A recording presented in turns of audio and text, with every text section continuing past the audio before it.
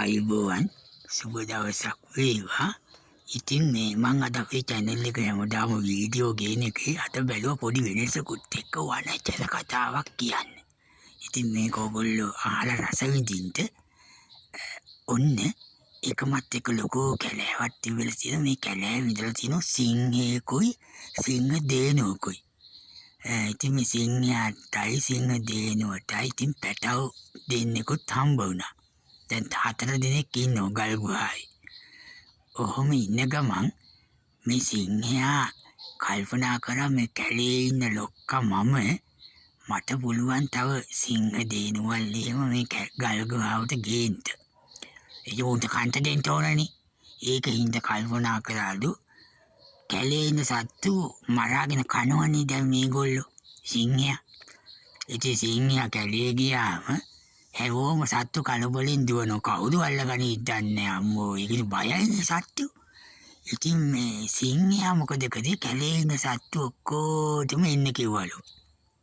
එන්න කියලා සිංහයා මීටින් එකක් අරගෙන තියෙනවා. මේක අන්තිම වෙනකන් අහන්න ඕන ඔයගොල්ලෝ. මේ හරිම රසවත් අන්තිමදී මේ මීටින් එකේදී කියලා තියෙනවා උඹලා මං එනකොට කැලේ බය වෙනවා. එක ඒ හින්දා හොඳම දේ තමයි උඹලා සීට්ටුවක් දාලා මොකක් හරි ක්‍රමයකට මල් ළඟට දවසට එකක් ගන්න එවපල්ල. එතකොට මට මරාගෙන කන්න ලේසියිනේ කියලා. ඉතින් ඔබ කිව්වට පස්සේ සත්තු ටික ඔක්කොම කතා වුණා. අපි එහෙම කරමු. අවුලක් නෑ කියලා කට්ටිය කතා වෙන්න පටන් ගත්තා. හරිද? ඔන්න දවසක් සිංහයා දැන් ඉන්නවා. ඔන්න එනවා ගෝන ඇවිල්ලා දංගෙඩියට වගේ තැනකට කොටේකට ඔලුව තියාගෙන හිටියා. සිංහයා ඇවිල්ලා ඒක ගොඩට ආහාරයට ගත්තා. ඔය විදිහට විවිධ සත්තු එනවා දැන්. හොඳද? හරකෙක් ආවා, ගෝනෙක් ආවා, මුවෙක් ආවා. දැන් හාවා ඉන්නවනේ. හාවගේ දවසේ හාවා ගියේ නැහැ. හාවා කල්පනා කළාලු ඔය කාලකන්ණි සිංහයාට මොකද මම බය වෙන්නේ අනිත් උන්ගේට මං යන්නේ ඕකව ගාවට. පිස්සුද? අපිට මම හොඳ නුවණක් ආවා. ඊට මං කෝකට හොඳ වැඩක් කරන්න කියලා හාවා ගියේ නැහැ. සිංහයා කල්පනා කරා අද රාජභෝජනේ පරක්කුයිනේ. කොයකෝ කවුද මේ එන්නත ඉන්නේ කාද? දැනගත්තලු හාවා හිටපිය ඔක අල්ල පොළවේ ගාන මන් දැනගනවා කියලා දැන් හොඳටම දැන් අනිත් සත්තිකොල අද හාවගේ දවස හාවා කියලා. අනේ හාවා ආවේ නැහැ.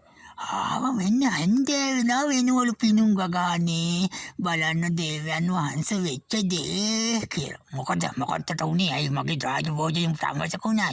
අනේ නෑ ඔබතුමා කියලා වෙන කෙනෙකුට රැවටෙන්නේ ගියේ. කවුද යකෝ මට වැඩි ලොක්ෙක් ඉන්නවද මේ කලේ? අනේ ඔව්තුමානි ඉන්නකෝ යාව පෙන්නන්නේ කියලා. සිංහයාටත් කේන්ති ගියාලු යකෝ මට වැඩි එකෙක් කොහෙද? ඔව් අනේ ඔබතුමාට මාව ආහාරයට ගන්න බැරි උනේ මං එයාට අහු වුණා. ඉතින් එයා කියන ඔබතුමා නෙවෙයි මේ කැලේ ලොක්කා එතුමා කියලා. වරින් එනම් බලන්ට යන්න. මගේ පස්සෙන් එන්න ස්වාමීනි කියලු හාවා. දැන් හාවගේ පස්සෙන් යනවලු සිංහයා. ඕම ගිහිල්ලා මෙන්න හාවා ගියලු ලිඳක් ළඟට.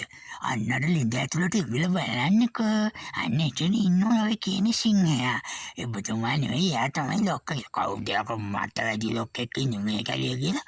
සිංහයා ගිහිල්ලා බැලුවලු ලිඳ ඇතුළ බලනකොට ඉන්නවලු ලිඳේ තව සිංහයා. පැන්නලු තෝ මරණෝ කියාගෙන. ඊට පස්සේ අනේ සිංහයා ලිඳ ඇතුළේ වැටලා මැරුණා. හාවා ලස්සන සින්දුවකුත් කිය තමන්ගේ ජීවිතේ බේරගෙන අනිත් සත්තුන්ගේ ජීවිත බේරලා දෙන්නේ මේ හාවා ඉදිරිපත් වුණා. ඉතින් මේක තමයි වනචර කතාව. මම මේකට වනචර කතාව කියලා කිව්වේ ඇත්තටම වනචර කියලා කියන්නේ වනචාරි. ඒ කියන්නේ වනේ හැසිරෙන. වනචර කියන එකේ තේරුම මොකක්ද? වනචාරි. වනචර කියන්නේ වනේ හැසිරෙන. ඉතින් වනේ හැසිරෙන සත්තුන්ගේ කතාවක්. හරි බොහොම ස්තුතියි අහන් හිටපු ඔයගොල්ලන්ට. මේ channel එක subscribe කරන්න ඕනේ.